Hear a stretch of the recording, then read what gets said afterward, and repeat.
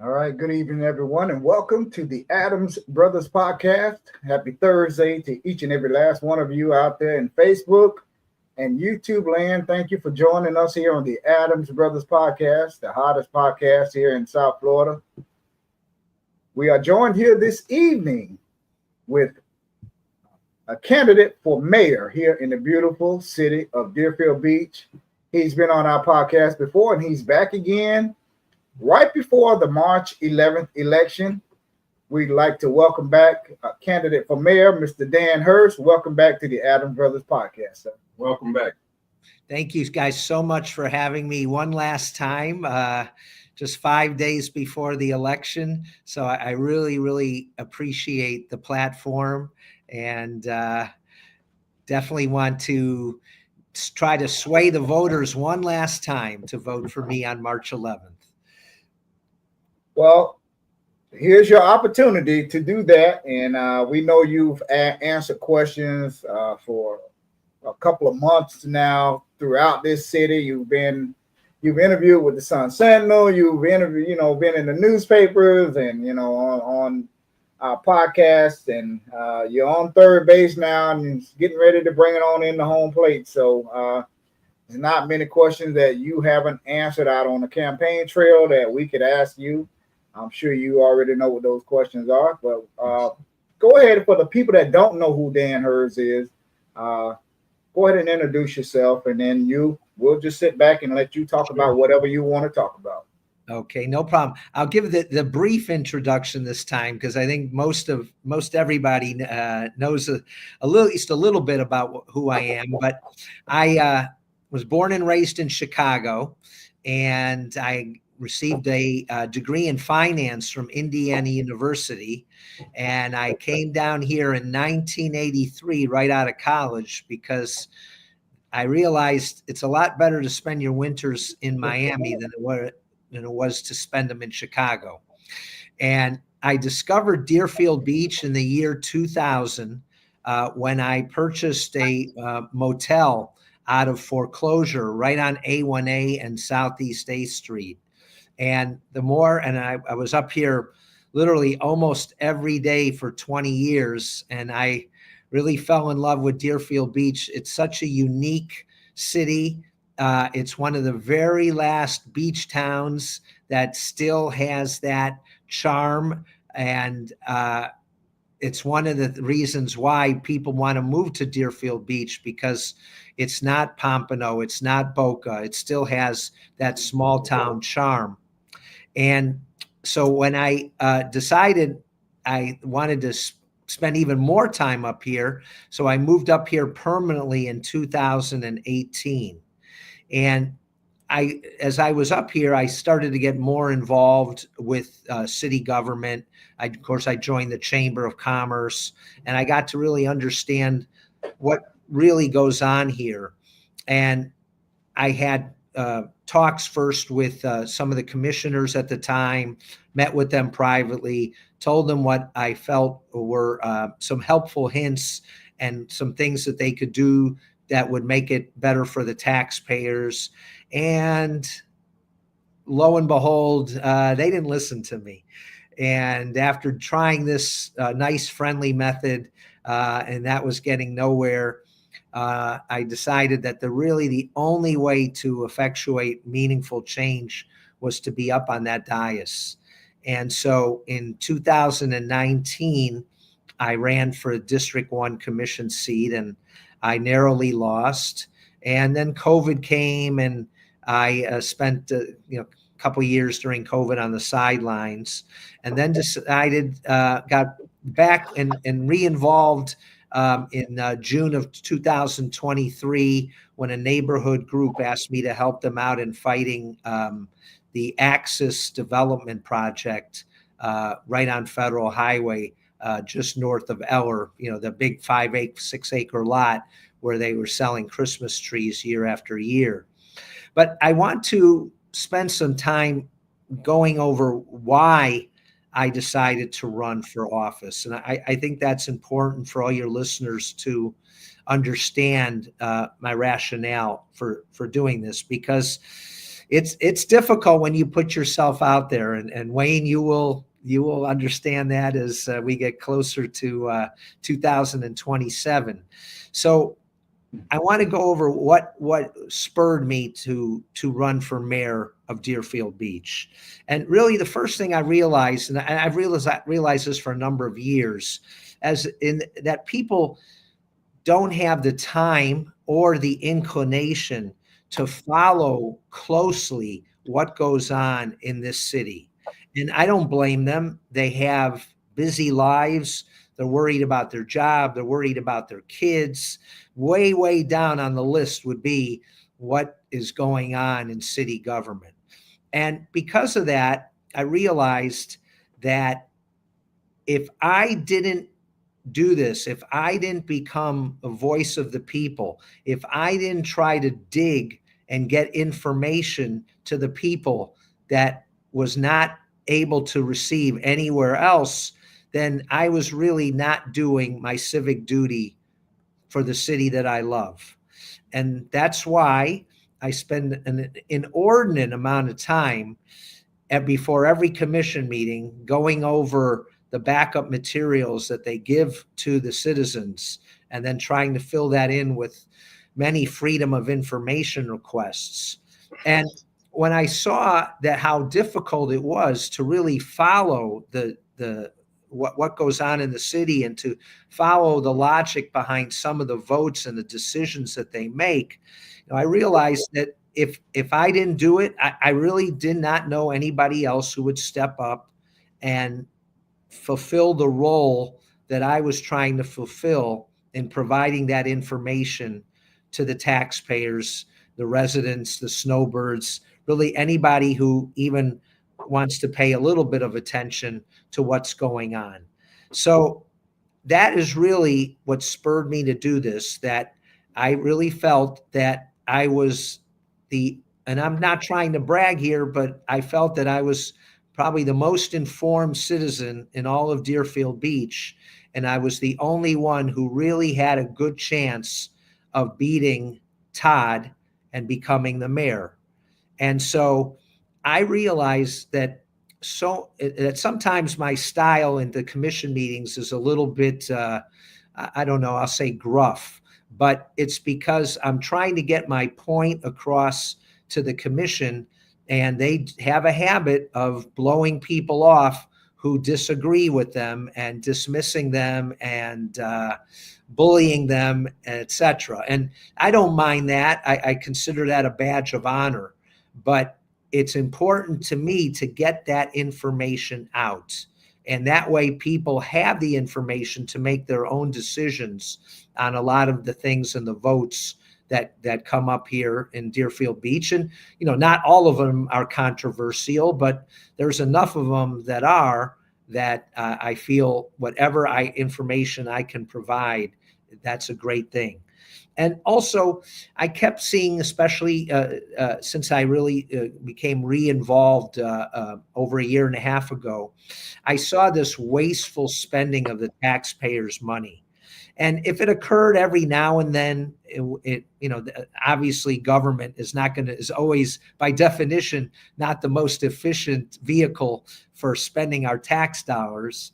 But I just saw example after example of throwing away our hard-earned money. And that money belongs to the taxpayers. It does not belong to the 5 people up on that dais.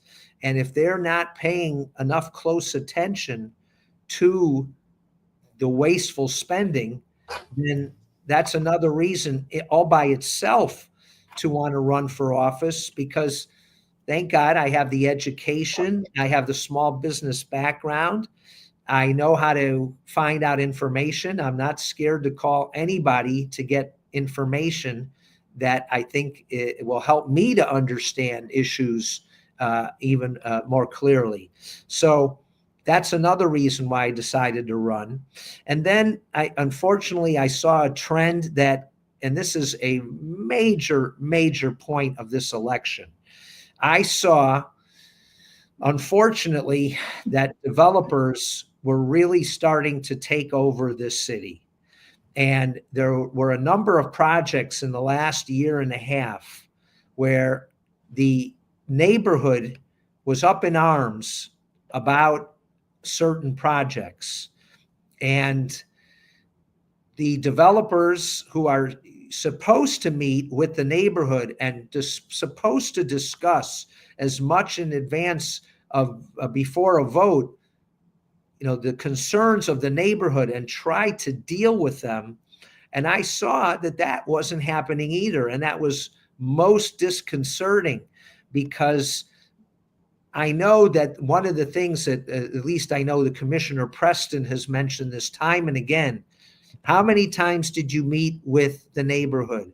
How many times did you sit down with them and try to work out some of their grievances before it ever gets to the commission and ever gets to a vote? And I saw that process was not happening. And when you had 3 major projects in the last year and a half, and I'll name them so people understand exactly what I'm talking about: the Hillsborough Center project on Natura Boulevard, the Vista Clara project on the west end of Eller, just a little bit north, and then, of course, the Axis development project on the very east end of Eller and Federal Highway. And I've studied, I was involved, the Vista Clara was approved when I really wasn't back yet paying as close attention as I am. But the Hillsborough Center and the Axis project were so similar in nature, in that the 2 different developers, but they hired the same attorney, Dennis Maley, and he used the same playbook to change the zoning to what's called PDD. And without getting too much into the weeds, PDD zoning is a very liberal zoning classification that lets you do a lot more than the regular zoning in the city. Like, example, for residential, you have a limit of 25 units per acre, or RM25. But with a PDD zoning, you can almost double the density on a project. And when I saw that the developer, especially on the Axis project, went a whole year and a half between votes, and in that year and a half, he had exactly 1 meeting with the neighborhood, I said, something is just not right here. And so we really are at a crossroads. And one of the biggest differences between my opponent and myself is that my opponent has approved time and time again voting with the developer. And some of the reasons he had for voting with the developer didn't make a lot of sense. And I am what I call a stop sign for the developers, in that I can't be bought. Nobody is going to get me to agree to a project unless it makes sense for the community, and also that I want to see that the developer has made every possible attempt to work with the neighborhood and alleviate their concerns. And if I don't see that happening, there's just no way that I could ever vote for a project. Now, we'll get into this in a minute, and there are areas of the city that desperately need new development. But to put a project on Federal Highway where we've never had a multifamily project before, change the zoning around, and destroy the character and fabric of a neighborhood without regard for safety, with a school just around the corner from the project, I just can't accept that. And that's one of the major reasons also why I decided to run, because I saw that obviously we all knew that Todd was going to run for mayor, and there had to be somebody who had the ability to stop him and stop the developers from taking over this city and developing where they shouldn't, and trying now to put developments where we should have it. So I almost say to the audience and to you, Wayne and Daryl, I said, do you want the same old, tired people again in office? My opponent has had 8 long years to be in office, and I just question what his track record is. I know he's made a lot of promises to what he's going to do his first day in office, but you've had 8 years to show what you can do. And on the campaign trail, one of his biggest things that he brags about is that he has the Florida Department of Transportation's phone number on speed dial on his phone. And that, to me, if that's one of the biggest accomplishments that you have in 8 years, that's something that I have a problem with. And I also have been very careful to offer solutions to our problems, because if you just come up here and you just bitch about things and you don't have a solution, then that's only half the story. You've got to have solutions. So I'll give you a few examples of some of the things that I would do and solve problems. So you have all of these cost overruns that we've had on every major project in the last 5 years. I wish I could point to a project that came in on budget or, God forbid, under budget, but I can't give you a single example. So I would bring in an internal auditor that would report only to the 5 of us up there, the 4 commissioners and the mayor, and only answer to us. And he would have, I'll call, let's say, no more than a 6-month project for him to look not only at some of the financial problems for the cost overruns, but the cost overruns, in my opinion, start at the procurement level. And the way that the city goes about deciding what vendors, what construction companies to choose when they are choosing a vendor for these projects. And I can cite some things right off the bat that the vendors know. Unfortunately, whenever we form a committee is formed by the procurement department and the city manager to serve as the committee to analyze the proposals that come in. Now, unfortunately, many times the committee chooses the lowest cost provider. And many times that low cost provider does not have the experience on certain projects. And I'll use specifically the Southeast 8th Avenue drainage project. We chose a company that had a couple $100,000 lower than the next lowest bidder. But when you took a look at their website, they had no experience doing large drainage projects. And they put examples of all their other projects on their website, but they didn't show any example of having experience in this. And then the word gets out. Well, how do you win a contract in Deerfield Beach? You become the low bidder, and then you make up your money on change orders. And even on that, on the Southeast 8th Avenue drainage project, this is interesting statistics. This just came out a couple meetings ago when the vendor Nucor came for another $200 and some odd $1,000 cost overrun that, of course, the commission had to approve. And there was a number in the backup to how many cost overrun proposals they had submitted to the city for approval.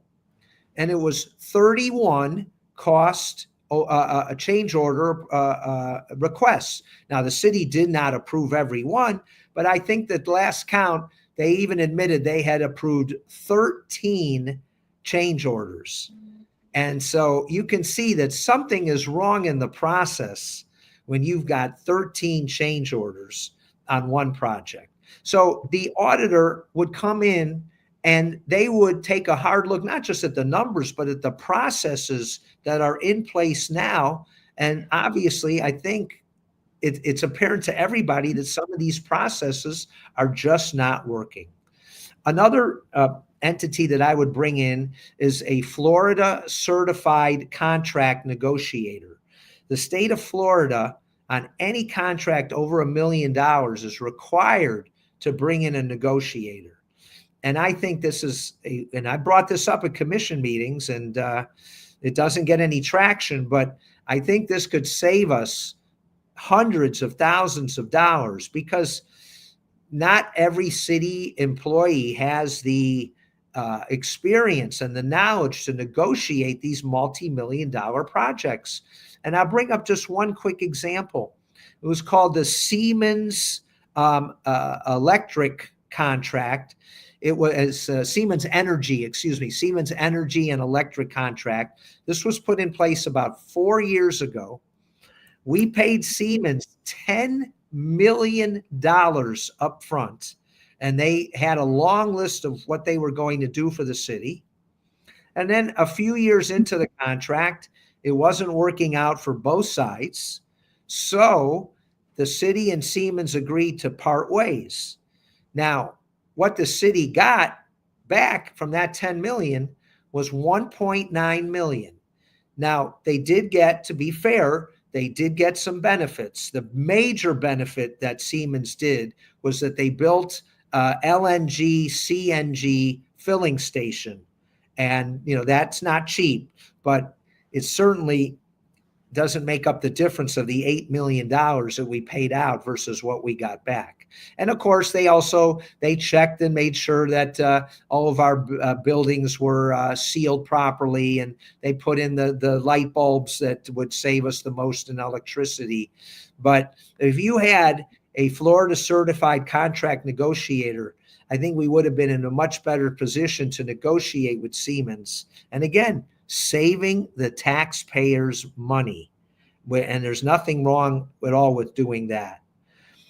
And especially, the constant examples are brought up about the wasteful spending, and the two big poster boys for that is the lifeguard stands on the beach and the garbage cans.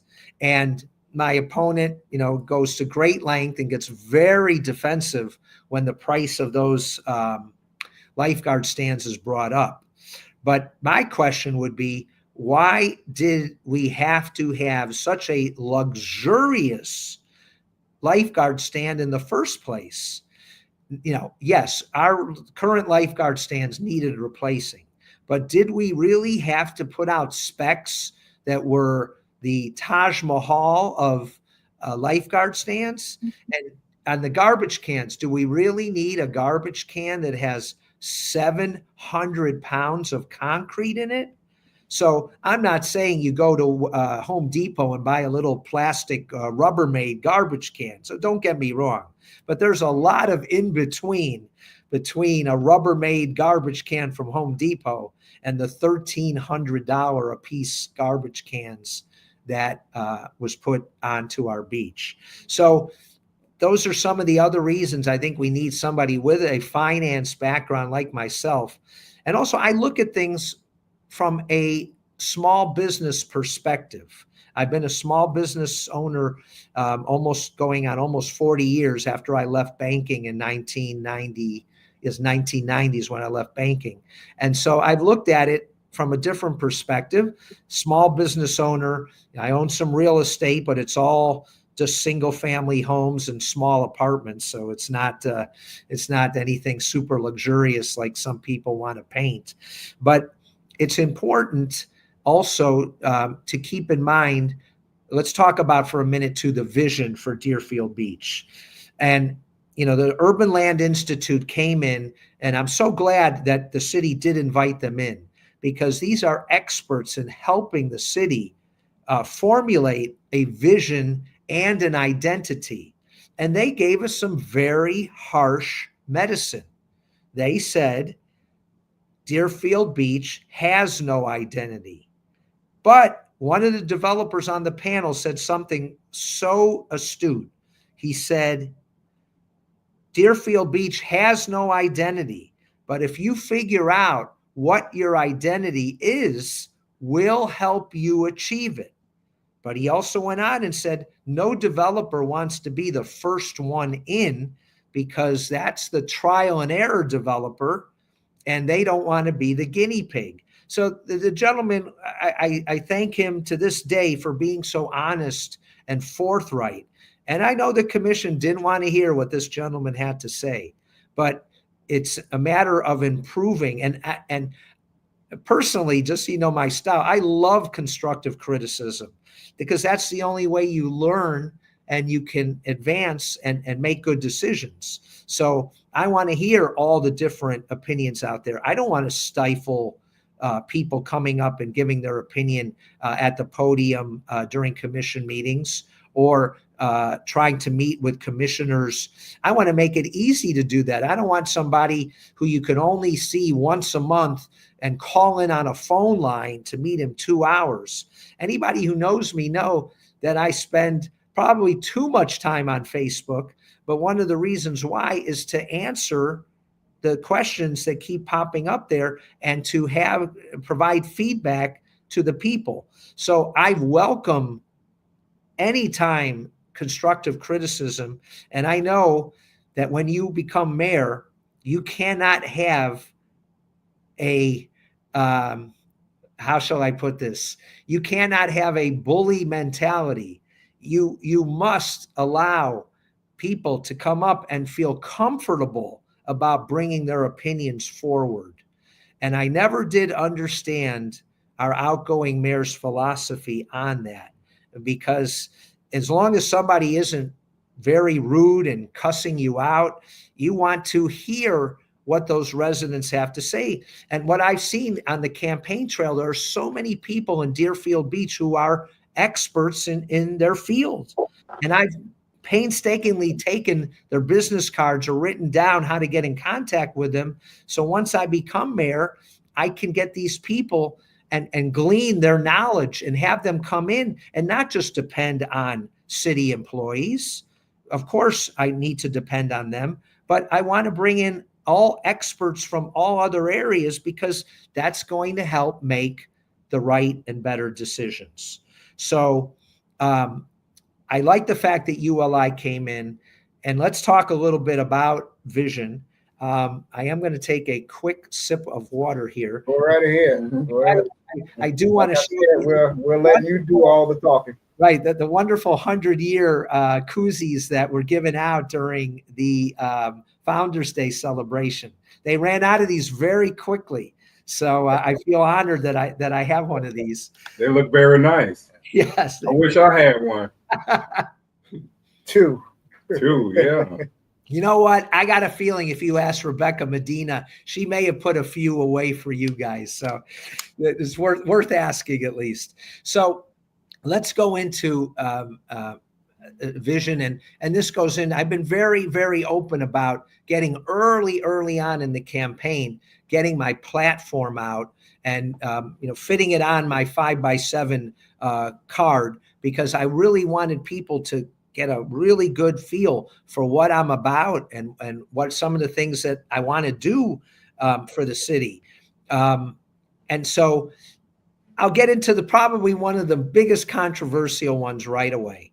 And this was my number one item about having a 10% property tax reduction for the people so that we can give some money back in their pockets. And of course, even though the commissioners themselves asked David Santucci a number of times that when he was doing the budget to try to do everything possible to lower the operating millage rate, but David Santucci never did. And he defied the commission's orders because he said, and I have this quote memorized, David Santucci said, when you give money back to the taxpayers, you go down a slippery slope. And I guess that's what they teach you in City Manager 101 class, but that's not in the best interest of the taxpayers. So specifically, I'll give you a couple examples of how Well, first of all, we need to go over the dollar amount of how much that 10% reduction would be.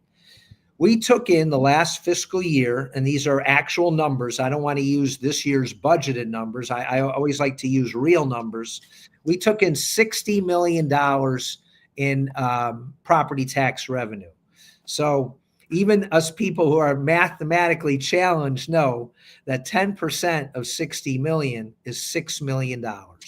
So I need to find cost savings of $6 million in order to fulfill this campaign promise. So I'll give you two real number examples, and then I'll give a couple broader examples. So the city instituted, I think now it's maybe 4 or 5 years ago, a stormwater tax.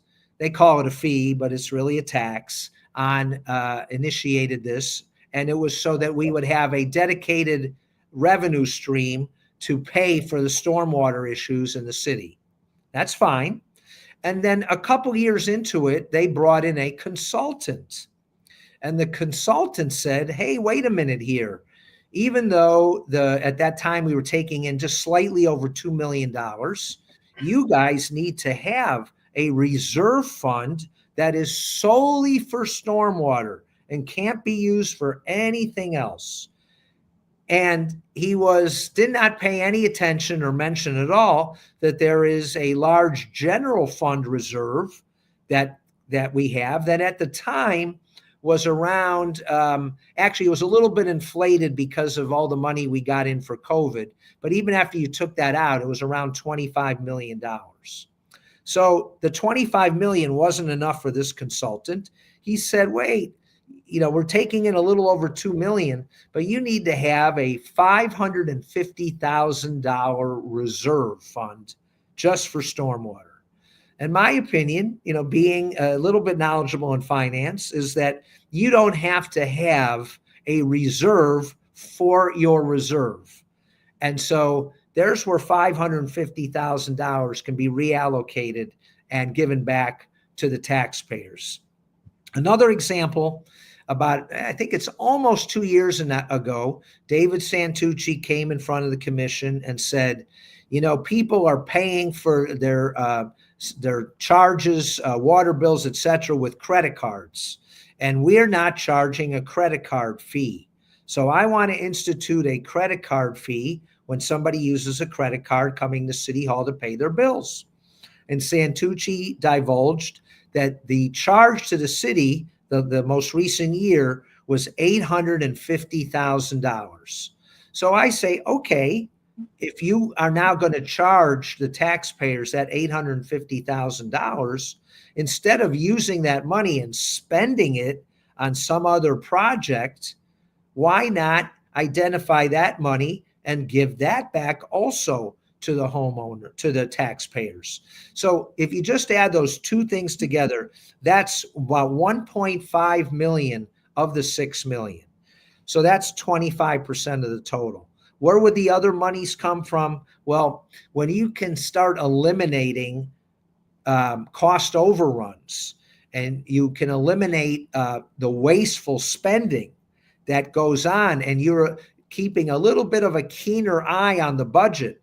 And God forbid, what if you told every department head during budgeting season, I want you to identify 3 areas where your department could save money. That question has never been asked at a budget workshop, and I've gone to just about all of them. So it's taking a little bit of a different philosophy, because unfortunately in government, what happens, which is different from small business, you're told never to decrease your budget, because then next year they may expect you to do it again and again. And unfortunately, again, that philosophy is not in the best interest of the taxpayers. So changing the philosophy around also on certain areas, I feel very confident that we could come up with that other $4.5 million and never, ever, ever touch public safety. It's ludicrous to scare the taxpayers and say that we would have to cut public safety to give back the money. And one other point on this, which I find so interesting. During COVID, when the federal government during all the different laws that were passed to give money back because of the ravages of COVID, the city of Deerfield Beach received $23.1 million from the federal government. And we got it, and not all in one lump sum. It's been spaced out over 3 years. But that's money that our city leaders could have decided to pretty much spend almost any way they wanted. There were a few restrictions. I don't want to say there was none, but it was very liberal. And so if you aren't going to give back a penny to the taxpayers when you get $23.1 million, when will you ever give back a penny to the taxpayers? And so I feel the time has come, and it's just so interesting that especially a year and a half ago when I spoke, the one time I had a conversation that lasted any length with Mayor Gans was during the Juneteenth festival in 2023. And we discussed all that money coming in under the ARPA. And my whole point to him was, again, if you can't give any money back this year, when will you ever be able to give back and lower the operating millage rate? Because that's the operating millage rate that's the key. Of course, our millage rate goes down an infinitesimal amount every year because of the debt service reduction, and that saves us a few little teeny percentage points off of the millage rate. But you would have that anyway. So it's the operating millage rate that's the key thing here. So that's how we would do it. And I want to get into some of the other things. I'm very adamant about changing the election from March to November. We're only one of 4 municipalities in all of Broward County that still have an election in March. So are we that smart and the 27 other municipalities are stupid? I don't know, but I say the cost savings is substantial for having it in November. And also there's tons of publicity in November regarding elections. What we're fighting, myself as a candidate, I'm fighting 2 battles. One, to have people vote for me. But the other big battle that maybe is even bigger is to let people know that there even is an election in March. And that's borne out by the statistics. In November, this last election, we had over a 70+% turnout. And in the last contested Deerfield Beach mayoral election, we had a 12% turnout. Now, it's kind of strange that the elections are only 4.5 months apart. Why all of a sudden nobody shows up? Because nobody knows that there is an election, and the city just does the bare minimum in terms of promoting it. Everybody in District 1 and 2, I think they had all these signs out all over the place about a change to your garbage pickup. The city did a great job notifying the citizens that there was a change in the days that your garbage would be picked up, but there wasn't a single sign anywhere about the election. And you know that beautiful LED screen that we have at the corner of Federal and Hillsborough? It's under the control of our new city manager. And you ask through the city clerk's office, hey, is it possible to have one of those 5 rotating messages, municipal elections March 11th? And she told me that she needed permission from the city manager to do that. So the city manager on 3 separate occasions now has said no, but he hasn't given a reason why. And so this is just an example of the frustration involved in having elections in March, where we would not have any of these issues in November. And what an insult that some of the commissioners say to the taxpayers and the citizens that, oh, you wouldn't be able to get to page 3. You'd get lost in a November ballot. And by the time you got to page 3, you would give up and you wouldn't fill it out. I mean, what an insult to all the taxpayers to say that they don't have the acumen to somehow get to page 3 or 4 of a ballot. So that's something, and it would require a charter change to do that. But it's not going to be easy, but it's something that I definitely would do. I want to jump in right quick. You have about 7 minutes there. Okay, so viewers, whatever you want to, whatever you need them to know. Okay, all right. So thank you for letting me know that.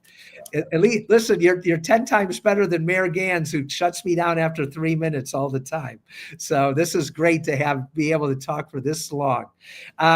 So I think it's important then, everybody, a lot of people have my platform, but if you still need my platform, let me tell you how to get it. You can either call me at 954-699-6042. Again, that number, 954-699-6042.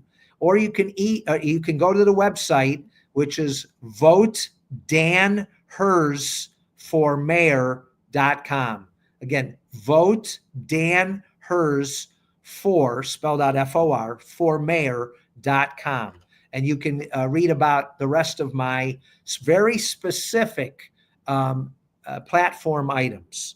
So I think then with the few minutes that I still have left, and I told you all before I came on that, you're right. There's always these dastardly things that are said about the candidate.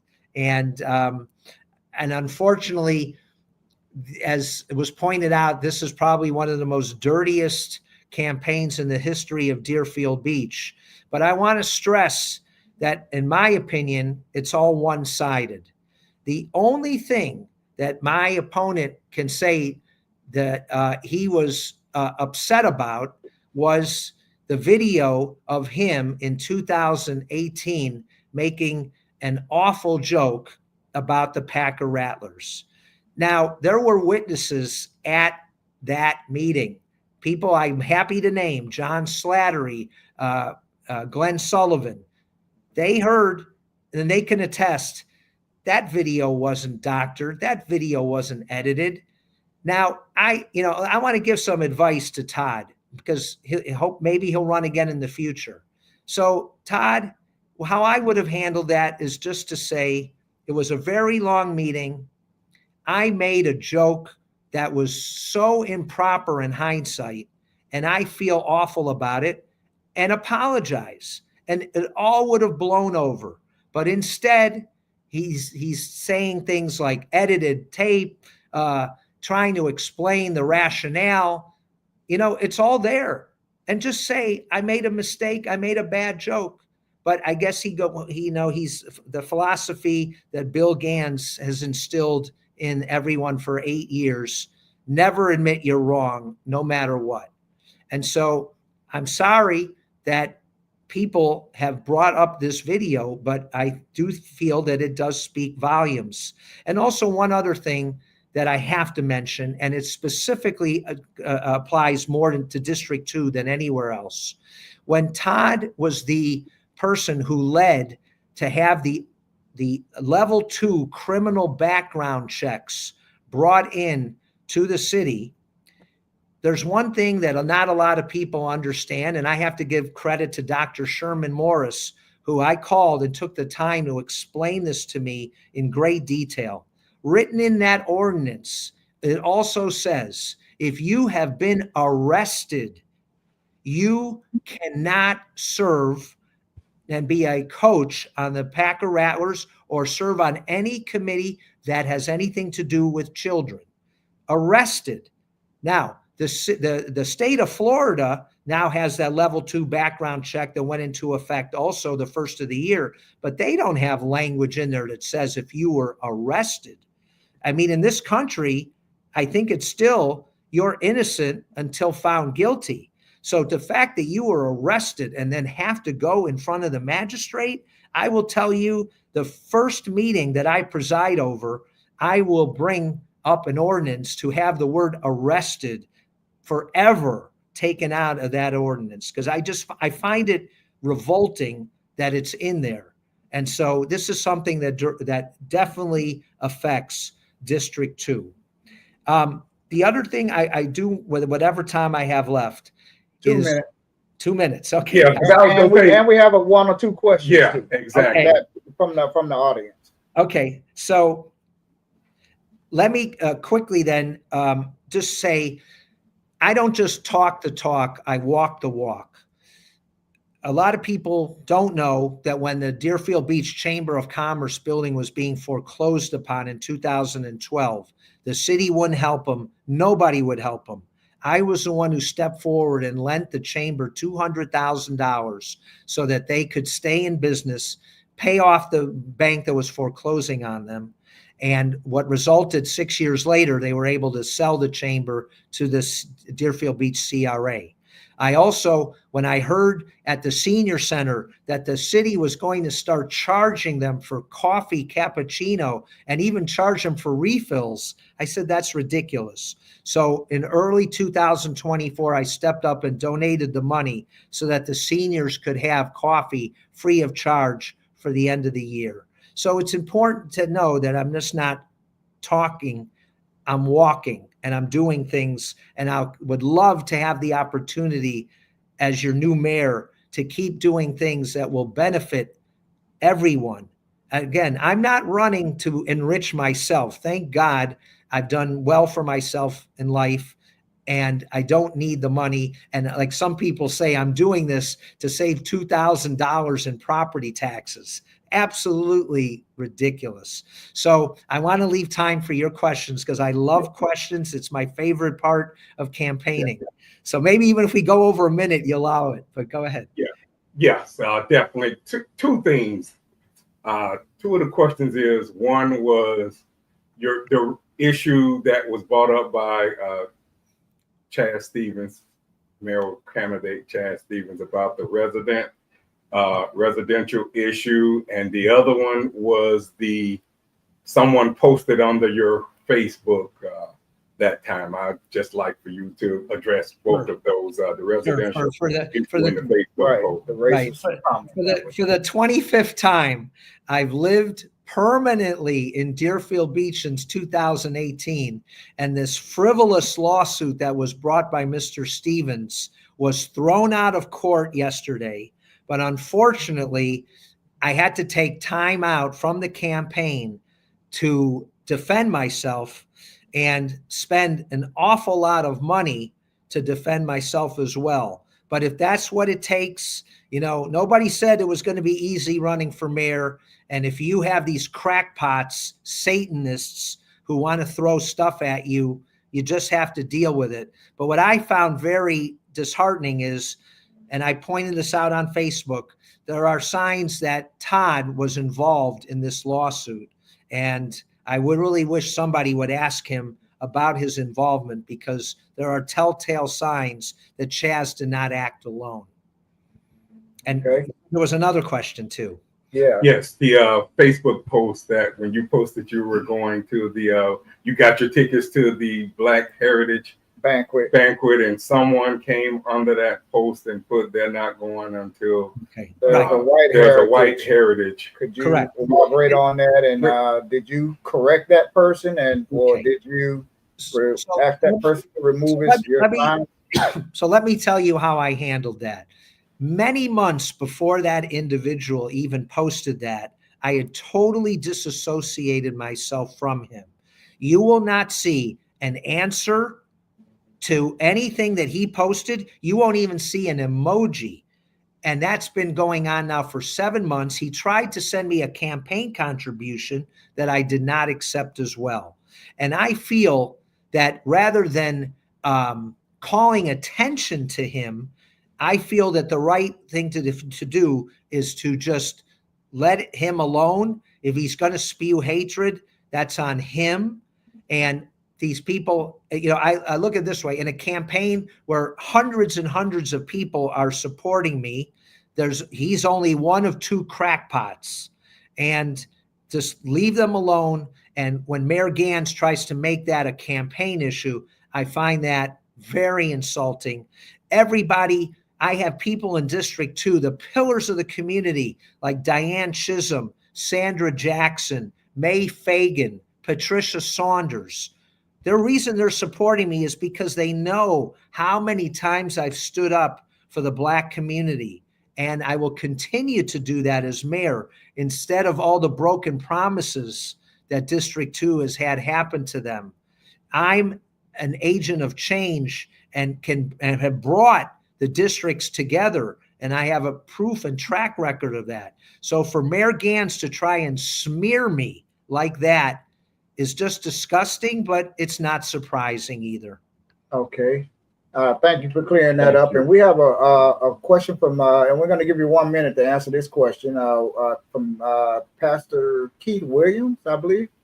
What will you do about the waterfront area where the residents are afraid that the city would want to take their property and build condos? What will you do to them? And the waterfront area is in the north, Deerfield Avenue, down Deerfield Avenue, up in the northern end of Deerfield, between northeast. Correct. And I know exactly what you're talking about, and it's a beautiful, beautiful corner of the city. So I will tell, first of all, I will never use eminent domain ever while I'm mayor of Deerfield Beach. It is, unfortunately, it's from a bygone era where there was a lot of discrimination and racism, and I will never go there. Now, there is that project that I mentioned, Vista Clara, that's already been approved by the current commission, and I just don't know, I have no knowledge why the developer has not broken ground at all. But when I become mayor, I want to meet with them and really see what is going on, what is their plan, and I would try to get as much knowledge as I could on that. But other than that project that's been approved, again, developers are not going to take advantage of me. If a project doesn't make sense for the citizens, it will not be approved, and they will never get my vote. We're going to give you 1 minute to tell the residents and the voters of Deerfield Beach why they should elect you as the next mayor. 1 minute, please, sir. You know we're running on time. We got Mr. Chong. You got it. I understand. Yeah. I totally get it. I don't want the people to think we're trying to rush it, but we got someone else coming. No, I understand it. And Chauncey's a great guy, and I want him to have a chance to speak. I would just say this. My opponent has had 8 years to show you what he's capable of. And so just look at his track record. And all the things he says he wants to do on day one when he's mayor, well, you had 8 years to do something. So I'm an element of change. I'm not scared. I have a proven track record of being very knowledgeable and also speaking my mind and having the courage to do it.